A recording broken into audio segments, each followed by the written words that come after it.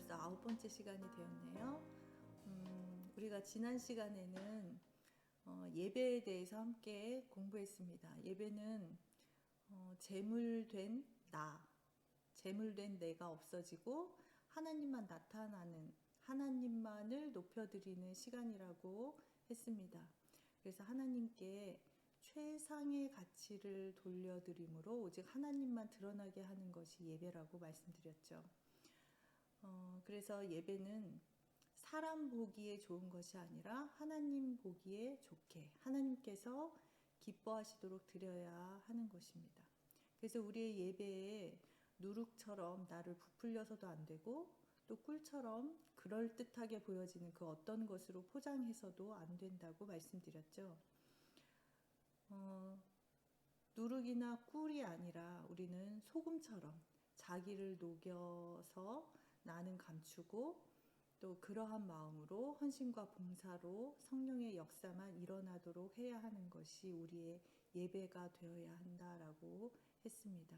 주님은 우리의 예배가 하나님과 화목만으로 끝나는 것이 아니라 사람 간의 화목으로 마무리되기를 원하시죠. 그래서 우리의 예배는 예배당 안에서가 아니라 예배당 밖에서의 삶으로 완성되어져 가야 한다라고 했습니다.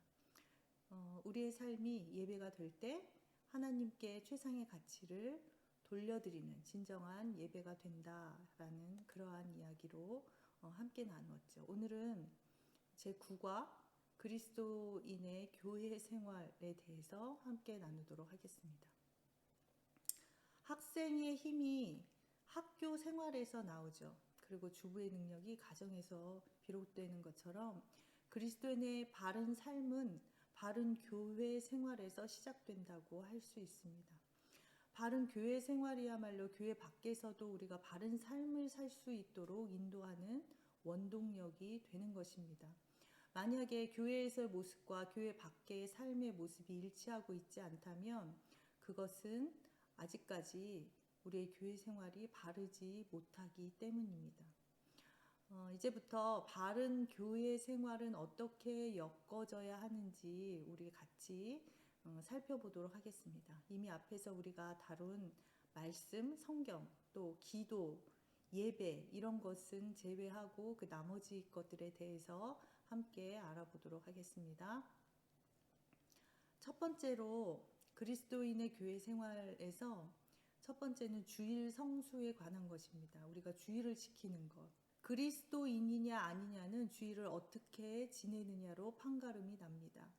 주일을 거룩하게 지키는 사람이 그리스도인이다라고 말할 수 있습니다. 그러면 우리가 이렇게 주일을 지켜야 하는 이유는 무엇일까요?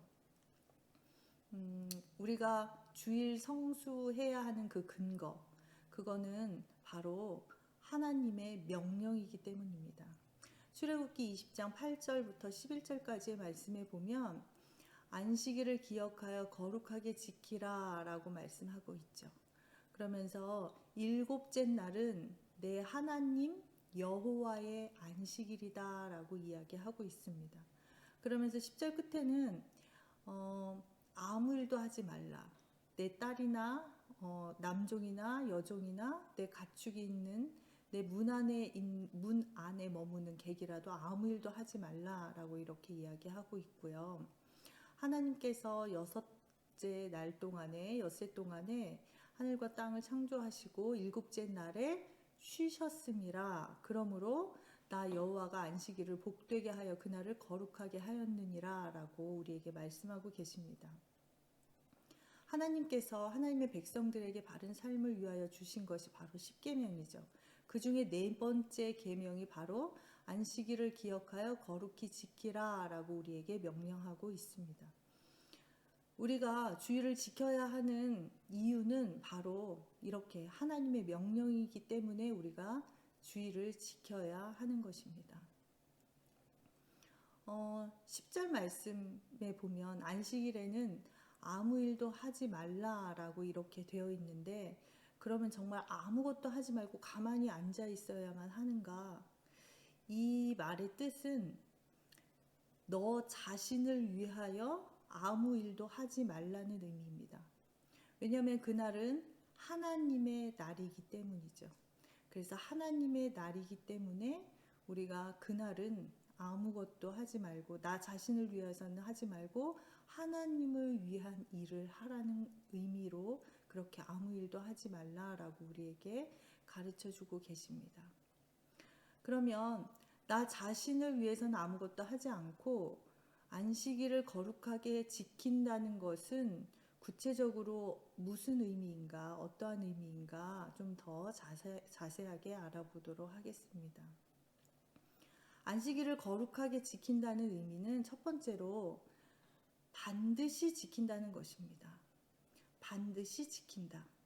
그래서 출애굽기 31장 15절 말씀에는 엿새 동안은 일할 것이나 일곱째 날은 큰 안식일이니 여호와께 거룩한 것이라 안식일에 일하는 자는 누구든지 반드시 죽일지니라. 하나님께서 안식일을 어기는 사람은 반드시 죽이라고 명령하셨습니다. 안식일을 어기는 것, 안식일을 하나님을 위한 것이 아닌 자기 자신을 위해서 사용하는 것은 하나님의 날에 하나님의 시간을 도둑질하는 행위이기 때문입니다. 그래서 실제로 안식일을 지키지 않는 사람은 하나님 앞에서 영적으로 죽은 사람이라고 할 수 있습니다. 안식일은 반드시 지켜야 합니다. 두 번째로 안식일을 거룩하게 지킨다는 의미는 무엇인가? 그것은 반드시 거룩하게 지키라는 것입니다. 출애굽기 31장 14절 말씀에 이같이 이스라엘 자손이 안식일을 지켜서 그것을 대대로 영원한 언약을 삼을 것이니, 그리고 레위기 26장 2절 말씀에 너희는 내 안식일을 지키며 내 성소를 경외하라. 나는 여호와니라 라고 말씀하고 있습니다. 안식일을 거룩하게 지켜야 하는 이유는 안식일이 거룩하기 때문이고, 안식일이 거룩한 것은 안식일의 주인 되신 하나님께서 거룩하시기 때문입니다. 여기서 거룩이라는 단어를 잠깐 생각해 보겠습니다. 거룩은 구별이라는 뜻입니다. 구별된다라는 뜻이에요. 그래서 주일은 세상으로부터 구별된 날입니다. 그러므로 그날에 구별된 우리의 삶이 반드시 수반되어야 합니다. 안식일에는 구별된 예배가 있어야 하고 구별된 봉사가 있어야 하고 성도와의 구별된 친교가 있어야 한다는 말씀입니다. 그래서 주일을 구별되게 지킨다는 것과 관련하여서 이런 질문을 할 수 있겠죠. 주일에 돈을 그러면 써도 되는 건가? 그런 질문 혹시 의문을 가진 분도 있을 거예요. 그런데 중요한 것은 그 돈을 쓰는 동기와 그 중심입니다. 무슨 이야기냐 하면 나를 위해서 사용되는 돈이라면 쓸 수 없지만 주님을 위해서 주님과 관련된 일을 위한 것이라면 써도 된다라는 거예요. 이런 거죠. 성도 간에 우리가 구별된 친교를 위해서 사용되는 돈이 있을 수 있죠. 커피를 마신다거나 식사를 한다거나 할 수 있습니다. 이러한 돈은 주님과 관계된 돈이기 때문에 써도 무방하다는 겁니다. 그런데 만약에 골프장에 가서 나의 건강을 위해서 사용하는 돈이라면 주님의 날에 나 자신을 위해서 사용되는 돈은 그거는 반드시 금해야 된다는 말씀입니다. 또 한 가지 안식일을 거룩하게 지킨다는 의미 세 번째는 반드시 예배당에 나와야 한다는 것입니다. 출애굽기 20장 23절에서 24절 말씀에 너희는 나를 비겨서 은으로나 금으로나 너희를 위하여 신상을 만들지 말고 내게 토단을 쌓고 그 위에 내 양과 소로 내 번제와 화목제를 드리라. 내가 내 이름을 기념하게 하는 모든 곳에서 내게 임하여 복을 주리라 라고 말씀하고 있습니다. 요즘은 우리가 코로나 때문에 예배당에 잘 나올 수 없지만 그 근본적인 기본의 의미는 반드시 예배당에 나와야 한다는 것입니다. 우리가 읽은 말씀은 어떤 말씀이냐 하면 하나님께서 지정하신 곳에서 제사를 드리라는 명령입니다. 하나님께서 지정하신 곳에서 제사를 드리라는 것. 우리가 예배를 집에서도 가능합니다. 예배 드리는 것을 집에서 할 수도 있습니다. 교회는 우리가 그렇게 배웠죠. 구원받은 자들의 모임이다라고 했어요. 건물이 아니기 때문에 집에서도 우리가 교회로서 우리 자신이 교회되어서 예배 드릴 수 있습니다. 그런데 우리가 생각해 봐야 해요. 집에서 드리는 예배가 교회 예배당에서 드리는 예배보다 훨씬 더 은혜롭고 훨씬 더 집중되는가? 그렇다면 집에서 드려도 무방합니다. 그러나 그렇지 못하다면 집에서 드리는 것보다 예배당에 나와서 드리는 예배가 훨씬 더 집중할 수 있고 훨씬 더 은혜가 된다면 반드시 예배당에 나와야 한다라는 겁니다. 교회는 그리스도의 피값으로 사신 곳입니다. 교회의 머리는 예수 그리스도이시죠. 우리가 섬기는 우리의 교회도 예수 그리스도의 피값으로 세워진 교회입니다. 그렇기 때문에 우리는 반드시 안식일에 교회에 나와서 그 안식일을 반드시 거룩하게 지켜야 합니다. 주일에 온 가족이 하나님께서 지정하신 곳, 그곳을 찾아서 우리가 예배하는 것은 좋은 신앙의 훈련이고 또 우리의 헌신이기도 합니다. 이렇게 주일을 성수한다는 것에 대해서 생각해 보았습니다. 주일을 지킨다는 것은 반드시 지키는 것이고 반드시 거룩하게 지키는 것이고 반드시 예배당에 나오는 것을 의미한다는 것을 우리가 알게 되었습니다. 그러나 이 모든 것의 정신이 훨씬 더 중요합니다. 누가복음 10장에 보면 선한 사마리아인의 이야기가 나와요. 그리고 마태복음 12장에 보면 예수님께서 안식일에 병자를 고치신 사건이 나옵니다. 이 사건에 대해서 예수님께서 안식일에 병자를 고치신 사건에 대해서 사람들이 안식일에 일을 했다고 예수님을 공격한 그런 사건이 마태복음에 나오고 있습니다. 우리가 만약에 주일 아침에 예배 드리러 예배당으로 가다가 쓰러진 사람을 만나면 어떻게 해야 할까요? 예배의 정신에 의한다면 우리는 예배 시간이 늦더라도 그를 돕는 것이 더 아름다운 예배가 되는 것입니다. 거룩한 주일에 내가 아니면 하나님의 그 은총의 손길이 임할 수 없다고 한다면 나는 교회에 빠지더라도 그곳에서 하나님의 은총의 손길을 그에게 베풀어야 하는 것입니다. 그곳을 지켜야 하는 것이죠. 또 이런 경우도 있죠. 경찰관이나 소방관이 주일에 당직인 경우가 있을 것입니다. 그러면 어떻게 해야 할까요? 그 경찰관이나 소방관은 그 자신의 임지를 지키면서 그곳에서 하나님의 거룩한 손과 발이 되어서 주님의 사랑을 보여주는 봉사자가 되어야 하는 것입니다. 그것이 거룩한 예배입니다. 주일 성수는 예배당에서만 하는 것이 아니라는 거예요. 그래서 우리가 드리는 그 주일을 지키는 그 정신을 잘 기억하고 있어야 합니다. 안식일은 우리가 토요일에 해당하죠. 그런데 교회가 안식일을 주일에 지키는 이유는 무엇일까요? 그것은 첫 번째로 십자가에서 돌아가신 주님께서 주일 새벽에 부활하셨기 때문입니다. 안식일의 의미가 주일 새벽에 부활하신 예수 그리스도 안에서 새로워진 것입니다. 그리고 또 한 가지는 성경에 그 답이 있습니다. 계시록 1장 10절 말씀에 주의 날, 주일에 내가 성령에 감동되어 내 뒤에서 나는 나팔 소리 같은 큰 음성을 들으니 라고 기록하고 있습니다. 이미 초대교회 때부터 더 이상 안식일이 아니고 주일에 예배 드렸음을 성경은 우리에게 분명히 증거하고 있습니다. 그럼에도 불구하고 안식일을 꼭 지켜야 한다고 주장한다면 그러면 예배도 구약의 짐승을 잡는 그러한 제사 형태로 드려야만 할 것입니다. 제사는 바뀌지 않고 안식일만 주장한다는 것은 서로 모순되는 것이죠. 그래서 우리는 주일에 주일을 지키고 주님께 예배 드리는 주님의 날로 지키고 있습니다. 그리스도인들에게 있어서 한 주간의 첫 번째 날은 더 이상 쉬는 일요일이 아닙니다. 그날은 주님의 날이고 곧 주일입니다.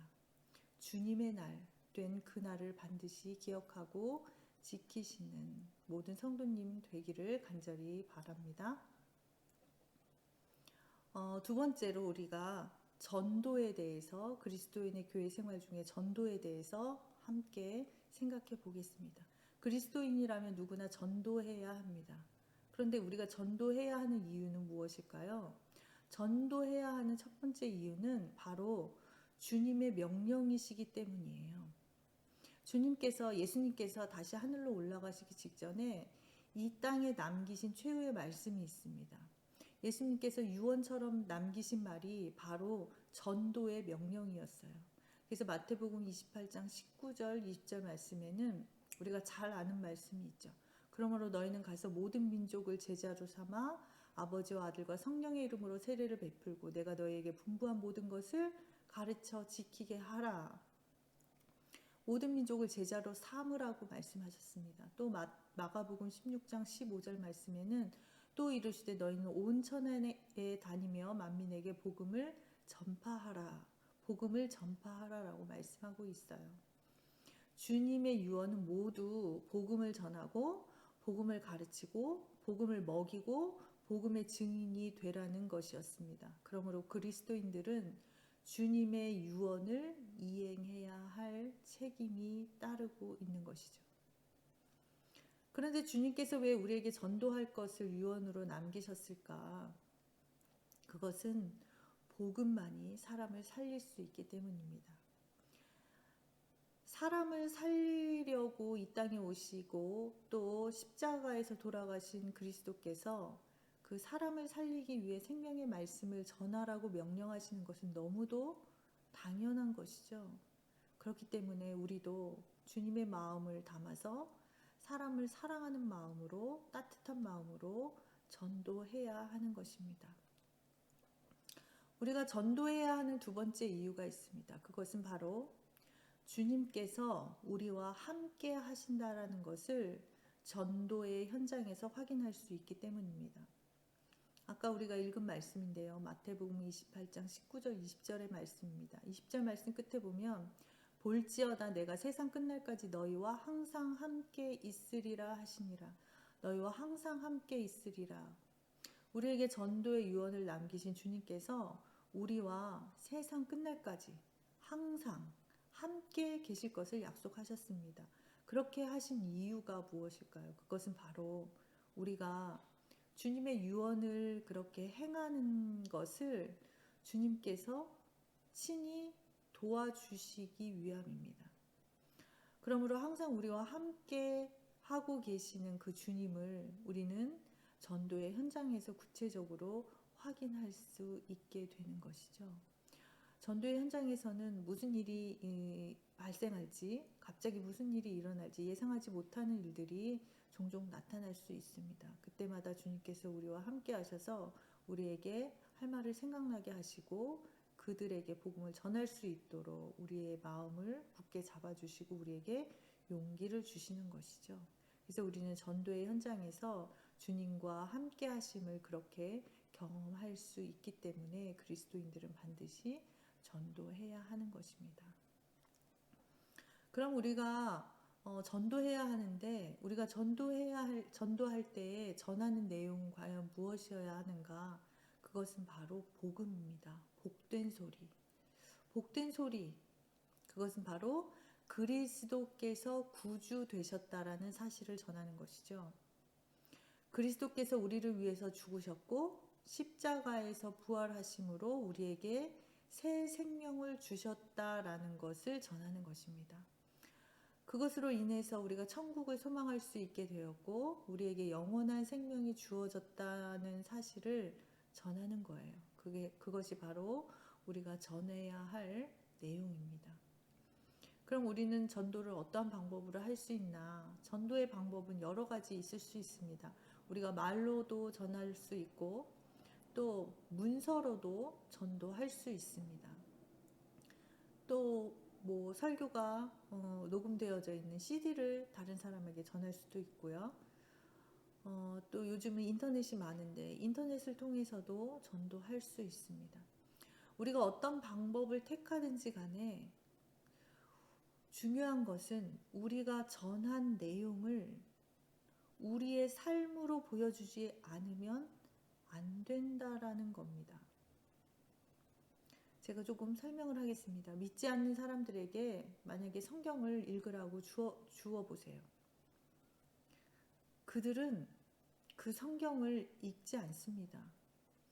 주어도 관심이 없어요. 성경에 대해서. 그냥 두꺼운 책인 거예요. 그들에게 쉽게 읽을 수 있는 다른 성경이 있기 때문입니다. 그것은 바로 그리스도인들의 삶입니다. 그들은 그리스도인들의 삶이 자신들과 무엇이 다른지를 살펴봅니다.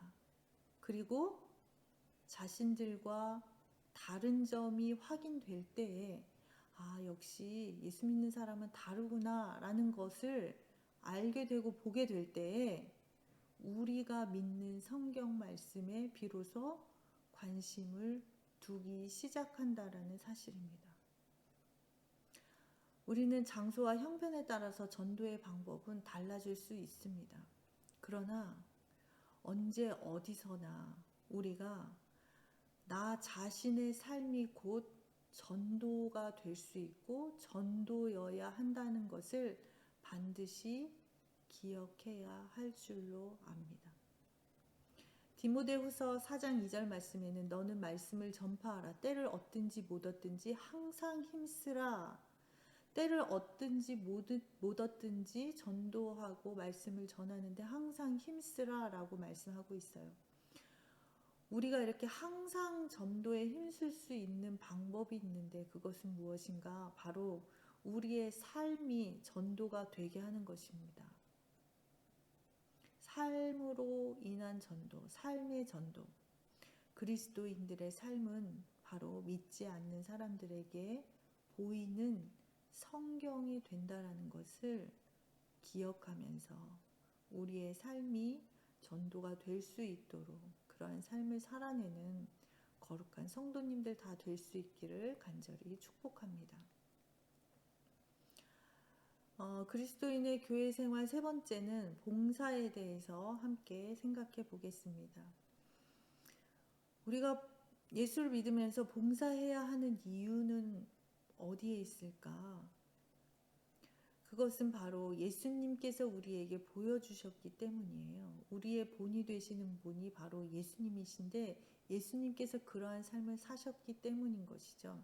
그래서 마태복음 20장 26절부터 28절 말씀에 보면 너희 중에 누구든지 크고자 하는 자는 너희를 섬기는 자가 되고 너희 중에 누구든지 으뜸이 되고자 하는 자는 너희의 종이 되어야 하리라. 인자가 온 것은 섬김을 받으려 함이 아니라 도리어 섬기려 하고 자기 목숨을 많은 사람의 대속물로 주려 함이니라 라고 말씀하고 있어요.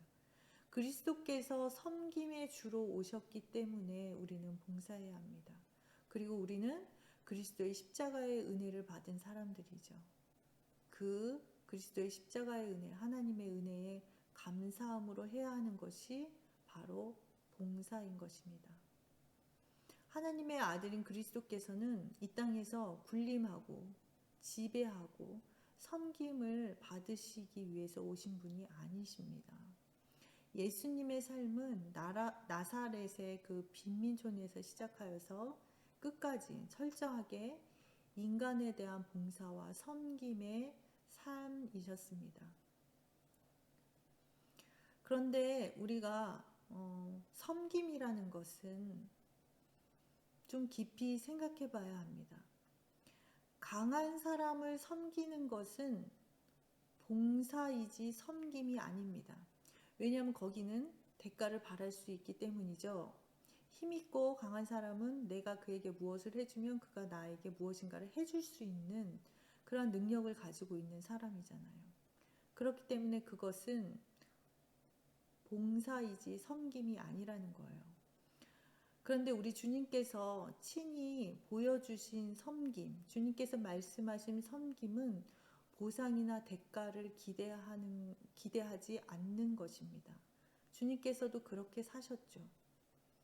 또 세상에서는 낮은 사람이 높은 사람을 섬기고 약한 사람이 강한 사람을 섬기지만 예수님께서는 그러한 섬김을 말씀하신 것이 아닙니다. 예수님께서 말씀하신 섬김은 높은 사람이 낮은 사람을 섬기고 강한 사람이 약한 사람을 섬기고 큰 사람이 작은 사람을 섬기는 것입니다. 주님은 사람을 섬기셨죠. 왕으로 오신 그분이 사람을 섬기셨습니다. 그리고 그 대신에 하나님의 섬김을 받으셨어요. 이 땅 위에서는 가장 낮은 자로 섬기시다가 이 땅을 떠나신 뒤에는 가장 높은 분으로 지금 섬김을 받고 계시는 것이죠. 그러면 섬김과 그 봉사의 구체적인 의미는 무엇인지, 성경이 말하는 섬김은 무엇인지 한번 생각해 보겠습니다. 그것은 상대의 수준까지 내려가는 겁니다. 예수님께서는 인간을 섬기기 위해서 친히 인간이 되셨죠. 인간의 수준으로 내려오셨어요. 그것이 바로 성경이 말하는 섬김입니다. 주님께서는 섬김은 상대의 수준으로 내려가는 것이되 상대의 머리가 아니라 발 아래까지 내려가는 것임을 친히 보여주셨어요. 그래서 예수님께서 제자들의 발을 씻기신 사건을 우리가 보면 그것을 눈으로 볼 수 있죠. 요한복음 13장 4절에서 8절 말씀에 보면 저녁 잡수시던 자리에서 일어나 겉옷을 벗고 수건을 가져다가 허리에 두르시고 이에 대야에 물을 떠서 제자들의 발을 씻으시고 그 두르신 수건으로 닦기를 시작하였다라고 우리에게 가르쳐주고 있습니다. 발을 씻기시고 수건으로 그들의 발을 닦아주신 것이죠.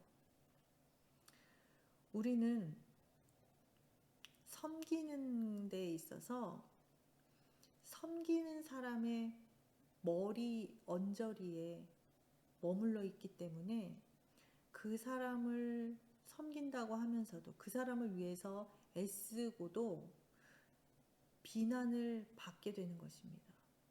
우리가 그러면 어떻게까지 해야 하는가? 그의 발 아래까지 내려가야 한다는 말씀입니다.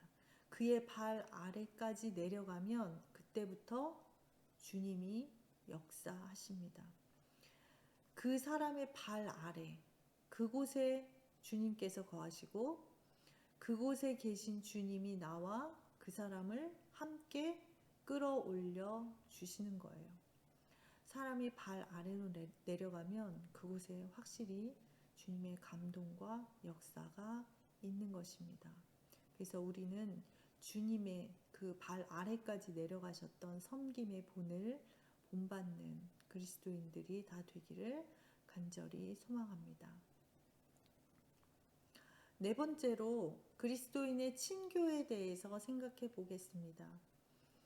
우리가 교회 생활을 정삼각형으로 표현해 본다면 제일 위에 있는 그 꼭지점은 말씀 생활이 되어야 할 것입니다. 말씀이 되고 아래쪽에 놓여 있는 양쪽 끝에 있는 그 꼭지점은 한쪽은 봉사, 한쪽은 친교로 그렇게 나타낼 수 있을 것입니다. 제가 이 표를 보면서 조금 더 설명을 하겠습니다. 말씀이 없으면 교회는 존재할 수도 없죠. 존재할 필요도 없습니다. 그렇기 때문에 예배나 설교나 성경 공부, 전도 이렇게 말씀과 관련된 생활은 언제나 교회 생활의 제일 위쪽에 정점에 있어야 합니다. 그런데 이렇게 우리가 말씀만 있으면 그곳은 신학교이지 교회가 아니죠. 말씀만 따로 떼어놓으면 삶과 무관한 논리가 되거나 아니면 추상적인 이론이 되기 쉽습니다. 그래서 교회는 신학교가 아니기 때문에 반드시 말씀만 있는 것이 아니라 봉사가 따라야 합니다. 그러나 또 봉사만 있다면 그것은 자선단체에 불과한 것이죠. 그렇다고 또 자선단체가 교회가 되는 것은 아니잖아요. 그렇기 때문에 그리스도인의 봉사는 말씀의 바탕으로 한, 말씀에 기인한 봉사이기 때문에 모든 봉사는 말씀의 실천입니다. 그래서 그러한 이유로 그리스도인의 삶은 추상적인 이론에서 벗어날 수 있게 되는 것이죠. 말씀을 우리가 실천하는 것으로 나타나는 것이 바로 봉사가 되기 때문에. 그런데 또 교회 생활이 말씀과 봉사로만 이루어져 있다고 하면 우리가 그 생활을 계속 지속적이게 할 수 없어요. 그리고 우리가 성숙해지기가 어렵습니다. 우리는 살다 보면 뜻하지 않게 절망할 때가 있죠. 좌절할 때가 있어요. 그런데 사람이 그렇게 실망하고 절망하면 말씀 생활 또 봉사하는 것에서 멀어지기가 쉽습니다. 또 혼자 말씀과 봉사 생활을 하다 보면 타성이 붙을 수도 있고 또 혼자만의 주관적인 생각이 되어서 그냥 그곳에 머무르는 정체되기 쉬운 그런 상태가 될 수 있습니다. 그래서 한쪽 끝에 있는 이 친교라는 것, 친교가 나머지 한 부분을 이루고 있는 것입니다. 그런데 또 친교만 있다면 이것은 그냥 사교 모임이 될 수밖에 없죠.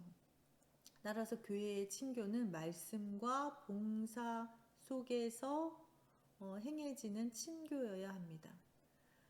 우리는 그래서 이것을 성도의 거룩한 교제, 성도의 거룩한 교통이라고 이렇게 말하는 것이죠. 친교를 통해서 우리는 그럼 무엇을 얻을 수 있을까? 성도 간의 만남을 통해서 우리는 다른 교우들의 모습을 알게 되죠. 때로는 서로를 통해서 절망의 순간이 있었음을 알게 됩니다. 아, 나한테도 힘든 시간이 있었는데 나만 그런 게 아니구나. 다른 사람도 그렇게 힘든 부분이 있구나.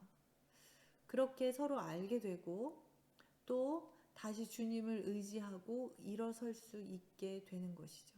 또 다른 사람과의 그 교우들의 친교를 통해서 그 사람이 얼마나 신실한지 또 말씀대로 노력하면서 살려고 하는지 그런 것들을 볼 수 있게 되죠. 그런 모습을 통해서 나의 모습을 돌아보게 되고 또 우리가 신선한 도전을 받게 됩니다. 또 우리는 때로는 서로 간의 그 대화를 통해서 성경의 해답을 찾는 그러한 경험도 할 수 있습니다. 이렇게 성도의 거룩한 교통, 친교는 그리스도인의 삶을 진리로 따뜻하게 하고 믿음의 깊이를 더하게 해주는 역할을 하는 것이죠. 그래서 그리스도인들은 예배 이외에도 교회의 크고 작은 모임에 참석해야 하고 이러한 거룩한 교제는 우리 가운데 하나님의 큰 은총인 것이 분명합니다. 친교는 그래서 말씀을 중심으로 봉사와 친교 이렇게 함께 어우러져야 하는 것입니다. 그리스도인의 교회 생활 5번째는 헌금입니다. 헌금은 좀 예민하게 받아들이는 분도 계시는 것 같아요. 그런데 헌금은 강요한다고 해서 드려지는 것도 아니고 또 그렇게 강요된 헌금은 헌금이라고 할 수 없습니다. 헌금은 반드시 하나님에 대한 자발적인 행동이어야 합니다. 또 헌금은 철저하게 하나님과 헌금한 그 사람 사이에서만 이루어지는 아주 은밀한 헌신이어야 하고 하나님과 나 사이에서 알아가는 기쁨이어야 합니다. 그리스도인에게 있어서 헌금의 의미는 어떤 것인지 살펴보고 우리의 헌금 생활에 대해서 생각해 보도록 하겠습니다. 헌금이라는 것은 이러한 의미가 있어요. 내가 가지고 있는 모든 것이 나의 것이 아니라 하나님께로부터 주어진 하나님의 것임을 고백하는 증표가 바로 헌금으로 나타나는 것입니다. 그리스도인들이 하나님께 드리는 어떤 명목의 헌금이든 그것은 자신의 것을, 내 것을 바치는 것이 아니라 하나님의 것을 하나님께 드리는 것이라는 거예요. 이것을 바로 알아야만 우리가 헌금으로 인해서 교만에 빠지지 않을 수 있습니다. 그래서 역대상 29장 14절 말씀에는 우리가 주의 손으로 받은 것으로 주께 드렸을 뿐이니이다 라고 이렇게 고백하고 있는 것이죠. 이렇게 우리가 헌금에 대해서 바로 인식하는 그러한 태도가 필요합니다. 헌금 중에서 가장 대표적인 것은 우리가 11조 헌금이라고 할 수 있겠죠. 11조는 자기 수입의 10분의 1을 하나님께 바치는 헌금을 말하는 겁니다. 그래서 신명기 14장 22절부터 29절 말씀에는 특별히 11조에 대해서 우리에게 가르쳐 주고 있습니다. 유대인들은 모세의 율법에 나타난 여러 가지 11조 규례를 근거로 해서 11조를 세 단계로 그렇게 구분하고 있습니다. 먼저 민수기 18장 21절 말씀에 보면 내가 이스라엘의 11조를 레위 자손에게 기업으로 다 주어서 그들이 하는 일, 곧 회막에서 하는 일을 감나니 라고 이렇게 우리에게 가르쳐 주고 있는데 이것은 바로 첫 번째 11조에 대해서 이야기하고 있는 것입니다.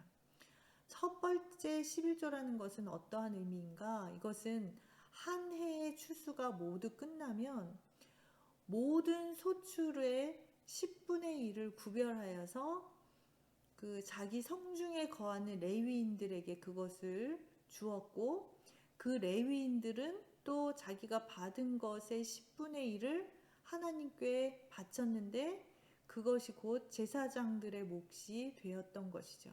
그래서 한 해 동안의 모든 소출에 대한 10분의 1을 드리는 것을 첫 번째 11조라고 생각하시면 됩니다. 이처럼 분배받은 기업이 없이 그 성막에서 이렇게 종교적인 의무만 전념하면서 살아가는 사람들이 있었죠. 그 사람들이 바로 레위인들과 제사장들이었잖아요. 그래서 그 레위인과 제사장들의 생계를 보장해 주기 위해서 이스라엘 백성들이 바쳐야 하는 11조의 첫 번째 단계가 바로 첫째 11조입니다. 그리고 또 둘째 11조가 있거든요. 둘째 11조는 우리가 축제 11조라고도 합니다. 신명기 14장 22절부터 29절 말씀에는 이 둘째 11조에 대한 이야기가 나오고 있습니다. 너는 마땅히 매년 토지소산의 11조를 드릴 것이며 내 하나님 여호와 앞 곧 여호와께서 그의 이름을 두시려고 택하신 곳에서 내 곡식과 포도주와 기름의 11조를 먹으며 또 내 소와 양의 처음 난 것을 먹고 내 하나님 여호와 경외하기를 항상 배울 것이니라 라고 이렇게 말씀하고 있습니다. 그리고 특별히 24절 25절 말씀에는 그것을 제가 24절부터 읽어드릴게요. 그러나 내 하나님 여호와께서 자기의 이름을 두시려고 택하신 곳이 내게서 너무 멀고 행로가 어려워서 내 하나님 여호와께서 그 풍부히 주신 것을 가지고 갈 수 없거든 그것을 돈으로 바꾸어 그 돈을 싸가지고 내 하나님 여호와께서 택하신 곳으로 가라라고 하신 그런 말씀이 있어요. 그래서 우리가 이런 것들을 다 포함해서 본다면 이것은 첫째 11조를 바친 백성들이 나머지 10분의 9를 가지고 있잖아요. 그 나머지 10분의 9 가운데서 다시 10분의 1을 구별하여서 드리는 것을 말하고 있는 것입니다. 그러니까 첫 번째는 전체 소출의 10분의 1, 두 번째 11조는 나머지 10분의 9에 대한 11조 1, 10분의 1, 드리는 것이죠. 아까 읽은 것처럼 이거는 자신들이 직접 이 중앙 성소로 가져가서 한 해 동안 그 하나님의 풍성한 복을 받은 거에 대해서 하나님께 감사의 축제를 드리는 비용으로 사용되어진 11조거든요. 근데 이 그 중앙 성소가 너무 멀면 물건을 가져갈 수 없으니까 일단 그것을 현금으로 바꾸었다가 성소 근처에서 다시 그 잔치에 필요한 물건들, 예물들을 구입해서 하나님께 드리도록 그렇게 하고 있었습니다. 그래서 이 감사잔치에는 가족과 친지뿐만 아니라 사람들의 그 수하에 있는 남녀 종들 또 성중의 레위인들까지 모두 함께 참여하였습니다. 그래서 축제 11조라고 그렇게 우리가 부르고 있죠. 세 번째 11조가 있습니다. 이것은 안식년을 기준으로 해서 세 번째 해 또 여섯 번째 해에 드려진 그 두 번째 11조, 그 두 번째 11조를 따로 떼어놓는 거예요. 그래서 그것을 잔치를 베푸는 대신에 각 처소에서 다 모아서 성중에 거하는 레위인이나 나그네, 가난한 자, 고아, 과부 등을 위한 구제비로 사용하였는데 그것이 바로 셋째 11조입니다. 그래서 이 셋째 11조는 따로 구별해서 또 드린 세 번째 11조가 아니라 둘째 11조와 같은 것인데 다만 용도가 다른 것이죠. 그래서 정리해 드린다면 둘째 11조 중에서 첫 번째 해, 두 번째 해, 네 번째 해, 다섯 번째 해의 것은 축제, 감사 축제용으로 사용되었던 것이고 그 둘째 11조 중에서 3년째, 세 번째 해, 여섯 번째 해의 것은 이웃을 구제하는 것으로 그렇게 사용되어진 것입니다. 이스라엘 백성들은 이렇게 11조를 두 번 바쳐야 했습니다. 첫 번째 11조는 레위인과 제사장들을 위하여서 또 성막을 유지하는 비용으로 그렇게 사용되어졌고요. 둘째 11조는 이웃과의 나눔, 또 가난하고 약한 자들을 위한 구제를 위하여서 그렇게 사용되어졌습니다. 여기서 우리는 우리가 드리는 모든 헌금의 수입의 한 20% 정도가 되면 우리의 헌금 생활이 성경적이라고 생각할 수 있는 것이죠. 실제로 우리가 11조 또 감사헌금, 주일헌금, 성교헌금, 구제헌금 이런 것을 다 포함하면 대략 우리의 수입의 한 20% 정도 되는 것을 볼 수 있습니다. 반드시 이렇게 딱 20% 정도를 헌금해야 한다는 의미는 아니고요. 그렇게 우리가 하다 보면 그 정도 된다라는 것이고 또 그리스도인들에게 있어서 더욱 중요한 것은 우리의 삶을 하나님께 드리는 것이죠. 돈을 드리는 것이 아니라 우리의 삶을 하나님께 드리는 것이 훨씬 더 중요한 일일 것입니다. 그런데 11조는 그러면 반드시 교회에다가 다니는 교회에 드려야 하는가 이렇게 가끔 질문하시는 분이 계세요. 사실 어디에 드려도 무방하다고 할 수 있습니다. 그러나 반드시 뚜렷한 동기가 있어야 해요. 뚜렷한 동기가 중요합니다. 예를 들어서 그런 경우가 있을 수 있겠죠. 작은 교회, 어려운 교회에 내가 11조를 보내고 싶다. 그런 순수한 마음이라면 괜찮지만 혹시나 그 마음에 자기 만족을 위한 마음이 섞여 있다면 내가 작은 교회, 어려운 교회 보냈더니 거기서 뭐 고맙다고 얘기도 하고 또 감사하다는 전화도 오고 이렇게 하는 것이라면 내 자신을 조금이라도 돋보이고자 하는 마음, 돋보이고 싶은 마음, 또 처음엔 그렇지 않다 할지라도 그런 마음이 생기가 된다면 그것은 하나님이 기뻐하시는 헌금이 될 수 없는 것이죠. 그래서 원칙은 아무데나 어디에도 드려도 하나님의 것이기 때문에 드려도 무방하지만 출석하는 교회에 드려지는 것이 좋다고 볼 수 있겠습니다. 주님께서 그러면 기뻐하시는 참된 헌금은 어떤 것일까? 하나님께서는 어떤 헌금을 받기를 원하시는가? 아까 말씀드렸죠? 내가 가지고 있는 모든 것이 하나님께서 주신 것이다 라는 그 고백의 증표로 우리가 헌금을 드린다고 말씀드렸어요. 그렇다면 헌금을 바쳐진 것을 제외한 나머지도 지금 내게 남아있는 것도 하나님의 것이라는 사실을 반드시 우리가 기억해야 합니다. 왜? 모든 것은 하나님께로부터 받은 것이기 때문에. 그렇기 때문에 그리스도인들은 그 10의 1조를 내고 또 헌금을 하고 가지고 있는 나머지 부분, 그것 역시 하나님의 것이기 때문에 함부로 사용해서는 안 된다라는 겁니다. 항상 우리의 재물은 옳고 바르게 사용되어져야 합니다. 그래서 하나님의 것을 인간의 쾌락이나 인간이 죄를 짓는데 그렇게 사용해서는 안 된다라는 말씀이죠.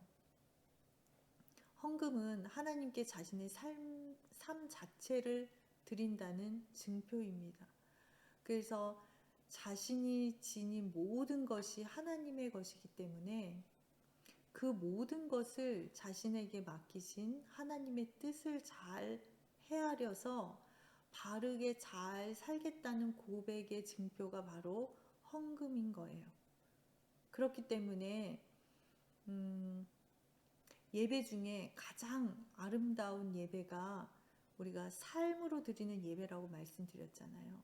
삶의 예배이듯이 헌금 중에 가장 귀하고 향기로운 헌금 역시 그리스도인의 삶입니다. 예수님께서는 이중적인 삶을 사는 바리새인들을 꾸짖으셨어요. 그들이 11조만 잘한다고 해서 중요한 것이 아니라 11조와 더불어서 하나님의 말씀을 쫓는 삶이 같이 병행되어져야 함을 그들에게 일깨워 주셨습니다. 헌금의 이렇게 삶의 헌금이 우리의 삶의 모습이 성경적이지 못하고 삶의 헌금이 뒤따르지 않는 그런 돈만 내는 헌금은 하나님을 거지로 여기는 것과 다름이 없습니다. 하나님은 우리의 돈을 필요로 하시는 분이 아니잖아요. 하나님께서 원하시는 것은, 하나님이 필요하신 것은 바로 나 자신입니다. 나 자신을 하나님께서 원하시고 계세요. 그래서 우리가 마음껏 헌금을 드릴 수 없는 형편에 있더라도 그것 때문에 우리가 괴로워할 이유가 없습니다. 우리에게는 하나님께서 더 기뻐하시는 삶이라는 헌금을 드릴 수 있기 때문이죠. 삶의 헌금. 헌금함에 넣는 그 헌금은 때로는 사람을 교만하게 할 수도 있습니다. 그러나 제가 말씀드린 삶의 헌금은 드릴수록 그 드리는 사람을 더욱 겸손하게 만들죠. 그래서 삶의 헌금보다 더 아름다운 헌금은 없습니다. 우리가 하나님께서 원하시는 것은 우리의 삶, 나 자신이라는 것을 꼭 기억할 수 있기를 간절히 바랍니다. 이렇게 그리스도인들의 바른 삶은 바른 교회 생활에서 시작됩니다. 그래서 예배, 또 기도, 말씀 이런 것과 더불어서 오늘 우리가 살펴본 주일 성수, 또 전도, 봉사와 친교, 또 헌금, 이 모든 것을 통하여서 우리가 하나님이 기뻐하시는 그리스도인들의 삶, 우리의 삶을 주님께 드리는 거룩한 성도님들이 되시기를 간절히 축복합니다. 오늘은 여기까지 하겠습니다. 함께 해주셔서 감사합니다.